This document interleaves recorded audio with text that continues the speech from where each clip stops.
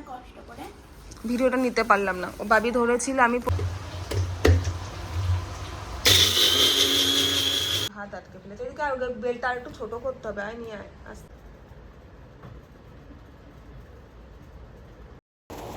নমস্কার, কেমন আছেন সবাই? আমার নতুন একটি ব্লগে আপনাদের স্বাগত জানাচ্ছি। আমি সর্বাণী। আমি এখন মুম্বাইতে থাকি। আজকে সকাল থেকেই না খুব বৃষ্টি পড়ছে। এখন অনেকেই বলবে যে রোজই বৃষ্টির কথা বলে। আসলে মুম্বাইতে এই সময়টা না পুরো 3-4 মাস টানা বৃষ্টি হয়। তো সেই কারণে রোজই বৃষ্টি হয়, সকাল থেকে একদম রাত অবধি পুরো টানা বৃষ্টি চলতে থাকে। তার মধ্যে আজকে নিয়ে এসেছি ইলিশ মাছ। এখন ইলিশ মাছ রান্না করতে যাব। চলুন রান্না করতে যাই আর দেখি বিড়ালটার জন্য কি কি কিনলাম। ফোনটা পরিয়ে দিয়েছি অনেক কষ্ট করে। ভিডিওটা নিতে পারলাম না, ও বাবি ধরেছিল, আমি পরিয়েছি তো ওই জন্য নিতে পারিনি। আবার দেখি আর কি কি এসছে। আমার জন্য ক্যাট ফুডটা শেষ হয়ে যাচ্ছিল বলে ক্যাট ফুড বড় একটা কিনেছি। এটা কত কেজি দেখতো বাবা? এটা মানে 2 কেজি। সব কিন্তু আমাদের লিলির জন্য। হ্যাঁ, কিচেন লেখা 1.5 কেজি আছে, 1.1 কেজি। অনেকটা আছে, অনেকদিন হয়ে যাবে। আর কি এসছে দেখি শোনা। ওর জন্য একটু ওয়েট ফুড এই যে ওয়েট ফুড, এগুলো এর সাথে মেখে মেখে দেবো। এই ড্রাই ফ্রুটের সাথে এটা মেখে মেখে দেবো। কত কিছু কেনা হচ্ছে।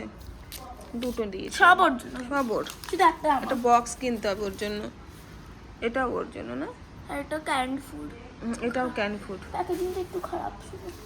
ঠিক আছে, অসুবিধা আর নেই। একটু আমার জন্য স্প্রাইট। এই এই হচ্ছে আমাদের লিলির খাবার। কই রে তুই? আয়। কই আওয়াজ তো হচ্ছে না। ও নড়ছিল না। হাত দিস না ফট করে বাবা। চলুন রান্না বসিয়ে দিই। কড়াই বসিয়ে দিয়েছি। কড়াই না একটু বেশি গরম হয়ে গেছে, একটু ঠান্ডা করে নিয়ে তারপরে দিয়ে দিলাম সর্ষের তেল। সর্ষের তেলটা না কিন্তু কোল্ড প্রেস সর্ষের তেল, একদম আমার এই পাশেই আছে, একদম ওখানে ভাঙায়, ওখান থেকেই নিয়ে আসি আমরা। অনেক দাম নেয়, প্রায় 450 টাকা লিটার। নর্মাল সর্ষের তেলের দাম তো 200 টাকা লিটার হবে মনে হয়।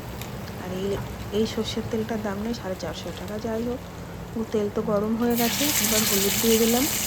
ইলিশ মাছের টুকরো একটা একটা করে দিয়ে দেবো। আমি তো ওই একসাথে মাছের সাথে হলুদ লবণ মাখি না, তেলের মধ্যে দিয়ে তারপর হচ্ছে যে মাছগুলো দিয়ে দিয়েছে না, মাছগুলো ভাঙে না। আগে খুব মাছ ভেঙে যেত। ওই তেলের সাথে মানে তেলের সাথে বলছি, হলুদ আর লবণের সাথে মাছটা মেখে দিতাম আর কি, তখনই না ভেঙে যেত।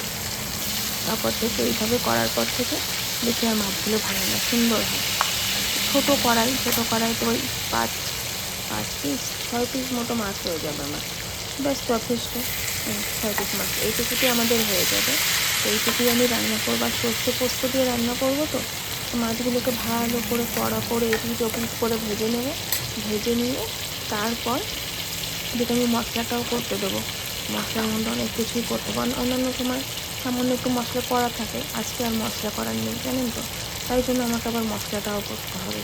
এবার সেই সর্ষে দেবো, কালো সর্ষে, সাদা সর্ষে, একটু মগজদানা, একটু কাজু বাদাম, দুটো শুকনো লঙ্কা, এই দিয়ে নুন দিয়ে হলুদ দিয়ে ভালো করে ম্যারিনেট করে দেবো। মা এদিকে আবার বাবি আমাকে ডাকছে, মা দেখো কি করছে বিড়ালটা। চলুন তো দেখি কি করছে।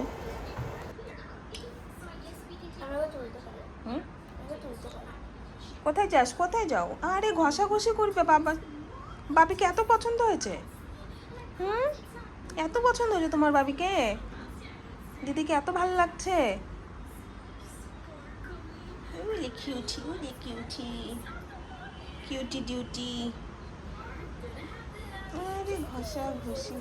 সবগুলো বড় হয়েছে না? সাবধান। অনেক বড় না। ট্যাবের সাথে তার সামনে বসে পড়েছে।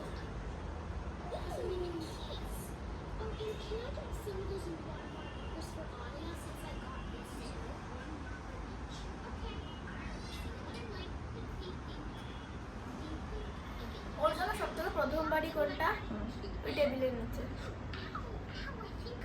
আমরা ওকে এখানে ছেড়েছিলাম। জল খাচ্ছে এখন।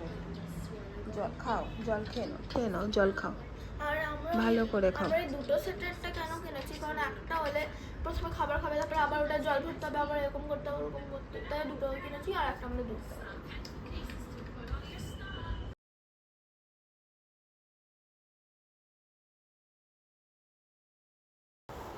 চলুন মশলাগুলো বানিয়ে নিই। এই দিয়ে দিলাম মগজদানা, এবার সাদা সর্ষে দেবো, একটু কালো সর্ষে দেবো, এটার মধ্যে আছে একটু পোস্ত দেব। সব কিছু ভালো করে ব্লেন্ড করে নিতে হবে। আর যেহেতু অনেকটাই করছি, মানে একটু বেশি রেখেও দেবো, কালকে আবার বেগুন দিয়ে করব, তাই জন্য মশলাটা একটু বেশি করে নিচ্ছি। আর ওদিকে বিড়ালটা তো ম্যাও ম্যাও করেই যাচ্ছে, ওরও মনে হয় খিদে পেয়ে গেছে। এই যে চালমগজের প্যাকেটটা কাটাই হয়নি, সেই কবে নিয়ে এসেছি, কাটাই হয়নি। খুব বেশি দেবো না, অল্প করে দিয়ে দিই, ব্যাস এইটুকুতে হয়ে যাবে না? কি বলেন দিদি ভাইরা, হয়ে যাবে না? হ্যাঁ হয়ে যাবে, আবার কি, যত বেশি দেবো তত মশলা অনেকটা বেশি হবে। এখন বাইরে যেহেতু প্রচুর বৃষ্টি না, তাই জন্য সব সময় প্যাকেটগুলোকে এরকম জিপ লক করে রাখতে হয়, নাহলে খুব পিঁপড়েও হয়েছে, মানে পিঁপড়েরও বলতে যাচ্ছিলাম, খুব পিঁপড়েও হয়েছে। প্যাকেট একটু খোলা দেখলেই সেখান দিয়ে পিঁপড়ে ঢুকে যাবে, কি যে মুশকিল। এদিকে বৃষ্টি, তাতে সব ছাতকুড়ো টাইপের পড়ে যাচ্ছে সব জিনিসে। কটা শুকনো লঙ্কা নিয়ে এসেছিলাম, বেশিরভাগটাই আমি ফ্রিজে রেখেছি, অল্প 2-4টে আমি এখানে রেখেছি। মা দেখি সেই কটাতেও ছাতকুড়ো পড়ে গেছে। কী যে পরিস্থিতি, আপনারা একটু বলে দিন না কীভাবে শুকনো লঙ্কা রাখলে একটু ভালো থাকবে। সব মশলা নিয়েছি, এবার মিক্সার মেশিনে দিয়ে ভালো করে পেস্ট করে নেবো। একবারে তো হবে না, আমি আবার একটুই বন্ধ করি, আবার একটু চালাই। একবারে চালালে পরে না ঘুরতে থাকে, কিন্তু সেই রকম সুন্দর করে হয় না। একটু অন অফ করে মশলাটা করলে মশলাটা খুব সুন্দর পেস্ট হয়। আমিও আস্তে আস্তে শিখেছি। এই যে মাছগুলো কিন্তু এদিকে মশলা করতেই ভাজা হয়ে গেছে। এখন আমাদের স্বামী স্ত্রীর জন্য 2 পিস তুলে রাখি। বাবু ইলিশ মাছ ভাজা খুব একটা খেতে ভালোবাসে না, ও খাবে হচ্ছে ঝোল। একটু তেলও নিয়েছে, আর ওদিকে শুকনো লঙ্কা দুটো পরে একটু পুড়িয়ে নেব, তো তখন হয়ে যাবে। এই ব্যাস এইটুকুতেই আমাদের হয়ে যাবে। কি সুন্দর কড়া করে ভেজে নিয়েছি, দেখুন সুন্দর হয়েছে। মাছের মাথাগুলোও দিয়ে দেবো, মাছের মাথাগুলো দিয়ে ওই সব মশলা দিয়ে এইটুকু মশলাই দেবো, খুব অল্প মশলা। বেশি মশলা দিলে না আবার তরকারিটা বেশি ঝাঁঝ হয়ে যাবে।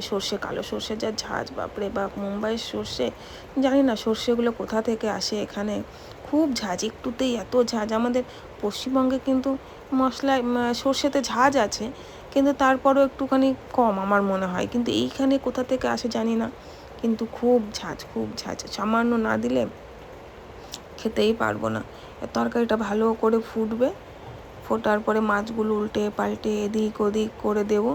আবার ভাবছি কাঁচা লঙ্কা দিয়ে দিই, কি দেবো না? 2 কাঁচা লঙ্কা দিলে কাঁচা লঙ্কাটা কিন্তু ভাতের সাথে ডলে খেতে কিন্তু বেশ ভালোই লাগে। আর এখনকার লঙ্কা যা ঝাল, বাপরে বাপ, খুব ঝাল। মাছও আজকে যে গন্ধ বেরিয়েছে না মাছের, দুর্দান্ত ইলিশ মাছের গন্ধ। এখানকার ইলিশ মাছের দামটা কিন্তু একটু বেশি আমাদের ওয়েস্ট বেঙ্গলের থেকে। 2 কাঁচা লঙ্কা দিয়ে দিই, একটু সেদ্ধ হবে, ভাতের সাথে, গরম ভাতের সাথে একটু চেপে মেখে নিলে না খুব স্বাদ লাগবে। তারপরে ভাবলাম না আর একটাও দিয়ে দিই, যদি লঙ্কায় কম পড়ে যায়। খেতে বসে আবার লঙ্কায় কম পড়ে গেলে কিন্তু ভালো লাগে না। আপনারা কে এরকম করে লঙ্কা দেন বলুন তো? কমেন্ট লিখবেন, হ্যাঁ কমেন্ট লিখবেন, কমেন্টের অ্যান্সার দিতে না খুব ভালো লাগে। আর বাংলায় কমেন্ট লিখলে তো আরও বেশি ভালো লাগে। এখানে তো খুব বেশি একটা বাংলায় কথা বলতে পারি না, সব হিন্দিতে নাহলে মারাঠিতে বলতে হয়, তো সেই জন্য একটু বাংলায় কথা বলতে পারলে খুবই ভালো লাগবে। আপনারা কে কোথা থেকে দেখছেন আমাকে একটু জানাবেন, হ্যাঁ খুব ভালো লাগবে আমার। কথা বলতে কিন্তু মাছের ঝোলটা প্রায় হয়ে যাচ্ছে। ওদিকে আবার বাবি রাখছে, মা আসো একটু, আসো দেখো বিড়ালটা আমার সাথে কেমন খেলা করছে, একটু নাড়িয়ে চাড়িয়ে দিয়ে তারপর ওর কাছে যাব। ও তো ডাকতেই থাকবো, তো অনেকক্ষণ ধরে খেলছে, কিন্তু এইভাবে চলে গেলে না ঝোলটা একটু কমে যাবে, এখন সরা যাবে না। একটু নাড়িয়ে দিয়ে গ্যাসটা বন্ধ করে দিয়ে তারপরে যাবো। একটু খেয়ে দেখছি স্বাদটা ঠিকঠাক আছে নাকি, ওই মানে নুনটাই ঠিক আছে নাকি, তাই হলুদ একটু কম হলে তো অসুবিধা নেই।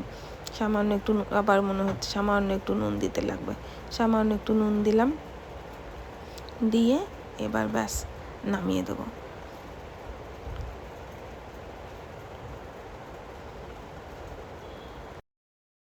হাত আটকে ফেলেছে, এদিকে আর বেলটা আর একটু ছোটো করতে হবে, আয় নিয়ে আয়, আস্তে করে আয়, বেলটা একটু ছোটো করতে হবে। কি রে, আয় আয় আমার কাছে আয়, আয় আয় আয়, মিয়াও মিয়াও। এসো এসো আমার কাছে এসো। তুমি কি দেখতে এসছো আমি ঘুমোচ্ছি কি না? এসো এসো। বাবিকে খুঁজছো? বাবি, বাবি তো স্কুলে গেছে, একটু পরেই চলে আসবে বাবি দিদি। আসো এখানে আসো, আসো। দেখুন কতক্ষণ বসে থাকবে আমার কাছে। এসো এসো। কি খুঁজছো? কি খুঁজছো তুমি? খেয়েছো তুমি? তোমাকে যে চিকেনটা সেদ্ধ করে দিয়ে এলাম, তুমি কি খেয়েছো? যাও খেয়ে নাও, যাও যাও খেয়ে নাও।